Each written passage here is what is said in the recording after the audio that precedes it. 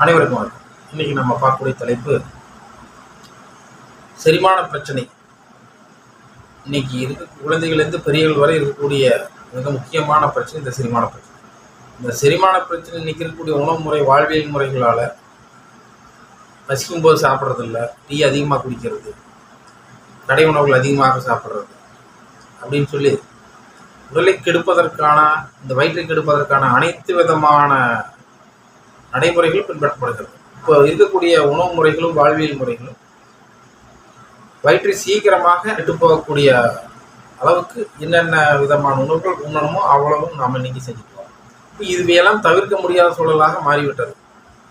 எங்கே வெளியே கடைக்கு போகிறோம், சாப்பிட வேண்டிய கட்டாயம் இருக்குது, விருந்துக்கு போகிறோம் சாப்பிட வேண்டியது இருக்குது, அல்லது வெளியே ஒரு ஹோட்டலுக்கு போகிறோம் சாப்பிட வேண்டிய சூழலாக இருக்கிறது. இதெல்லாம் நாம் தவிர்க்க முடியாது. ஆனால் இந்த மாதிரி தொடர்ச்சியாக இந்த மாதிரியான சூழல் தவிர்த்துக்கிட்டு எல்லா நாளும் இருக்க முடியுமா அப்படின்னு சொல்லி பார்த்தா நிச்சயமாக இருக்க முடியாது. அப்போ இதுக்கு என்னதான் தீர்வு அப்படின்னு சொல்லி பார்த்தோம்னா, 365 நாட்களும் நம்ம தவிர்த்துக்கிட்டு முழுமையாகவே வாழ முடியுமா அப்படின்னு சொல்லி பார்த்தா நிச்சயமாக முடியாது. அப்போ இந்த மாதிரி சூழலில் இதுக்கு நம்ம மாற்று என்ன செய்யணும் அப்படின்னு சொல்லி பார்த்தா, இன்னைக்கு இந்த மாதிரியான வாழ்வியல் முறை பின்பற்றும் பொழுது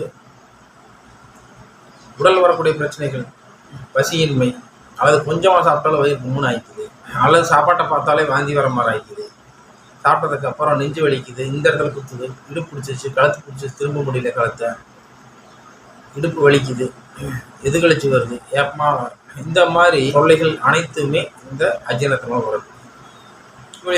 முட்டி வலி முதற்கொண்டு அஜீரணத்தினால் உருவாகும். எப்படின்னா உடம்புல உருவாகக்கூடிய கெட்ட வாயுக்களானது ரத்தத்தில் கலந்து அது எங்கெல்லாம் போய் தேங்குதோ அந்த இடத்துல வலி உருவாகுது. அந்த இடத்துல தேங்கி இருக்கக்கூடிய காற்று வெளியேறும் பொழுதுதான் அந்த வலி குறையும். இப்போ இதுக்கு என்ன செய்யறது அப்படின்னு சொல்லி பார்க்கும்பொழுது, முழுமையாக உணவு முறைகளையும் நாம் தவிர்க்க முடியாது.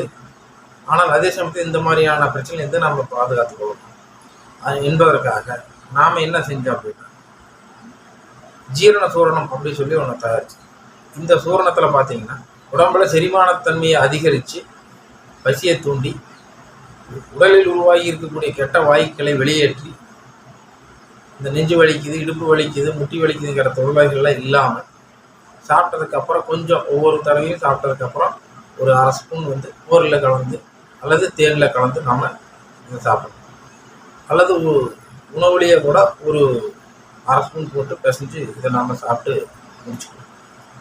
இப்படி பண்ணும் பொழுது உடலில் இருக்கக்கூடிய கெட்ட வாயுக்களானது வெளியேறி, அதாவது மேல் வழியாகவோ அல்லது கீழ் வழியாகவோ வெளியேறி நம்மை அந்த தொந்தரவுகளிலிருந்து இது காப்பாடும். வயிறு மற்றும் நுரையீரலில் இருக்கக்கூடிய அனைத்து வயிறு மற்றும் நுரையீரலுக்கு இருக்கக்கூடிய கழிவுகளை வெளியேற்றி அதுக்கு ஆற்றலை தரக்கூடியது. அதாவது சுக்கு, மிளகு, திப்பிலி, ஏலரிசி, கருஞ்சீரகம் உள்ளிட்ட பல கடசரக்குகளை கொண்டு முறையாக சுத்தி செஞ்சு, அதாவது சுத்தி என்ன அப்படின்னா, இப்போ உதாரணமாக நம்ம சுக்கு இருக்குன்னா அதை நம்ம மேல் தோலை அப்படியே நீக்கி நம்ம அப்படியே பயன்படுத்துறதில்ல. அதை நாம் என்ன செய்கிறோம்னா, சுண்ணாம்பு தடவி அதை ஒரு 2 நாட்களை வச்சு அதன் பிறகு அந்த தோலை எடுத்து நீக்கி அதை இடித்து அதை கல்வத்தில் இட்டு அரைச்சி அதுக்கப்புறம் அதை நாம் இந்த சூரணமாக பயன்படுத்துவோம். இருக்கிற அளவுக்கு பிடிச்சா எவ்வளோ கிடைக்குமோ அந்த அளவு எடுத்துடணும். குழந்தைகள் முதல் பெரியவர்கள் வரை அனைவருமே சாப்பிடலாம். பசி இல்லாத குழந்தைகள் சாப்பிட்டு வயிறு வலிக்குன்னு சொன்னால், ஏதாவது சாப்பாடு ஏதாவது ஒன்று சாப்பிட்டு வயிறு வலிக்குன்னு சொன்னால் இதை தேனில் கலந்து கொடுத்தோங்க கொஞ்சம் நேரத்தில் அவங்களுக்கு அந்த வயிற்று வலி குறையாகும். பயன்படுத்தி பாருங்கள். எல்லோருடைய வீட்டிலும் இருக்க வேண்டிய கட்டாயமான ஒன்று. உடலை பற்றி தெரிந்து மனதை பற்றி உடலில் ஆரோக்கியமாகும்.